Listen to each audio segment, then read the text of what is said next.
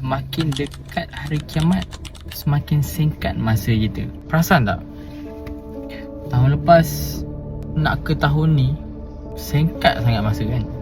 Tadi baru Khatib cerita pasal tahun baru. Kan ada sampai satu masa yang mana setahun akan rasa sebulan, sebulan akan rasa seminggu, seminggu macam sehari, sehari macam 1 jam, 1 jam hanya macam sambaran api.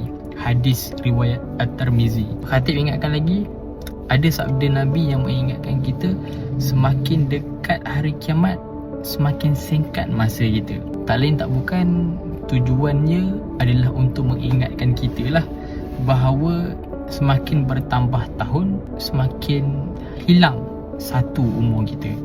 Pernah ada sahabat tanya Nabi, apakah sebaik-baik manusia di dunia? Nabi bersabda, sebaik-baik manusia adalah mereka yang melakukan amal soleh, dan seburuk-buruk manusia adalah mereka yang melakukan perkara yang buruk. So kalau kita renung balik, makin bertambah umur kita, kita kena muhasabah dirilah. Manusia yang macam mana yang kita nak jadi? Saya titipkan pesanan ni bukan untuk korang semua, tapi untuk saya sendiri. Mungkin korang boleh share and sampaikan supaya benda ni jadi tujuan utama kita untuk tahun baru. Assalamualaikum.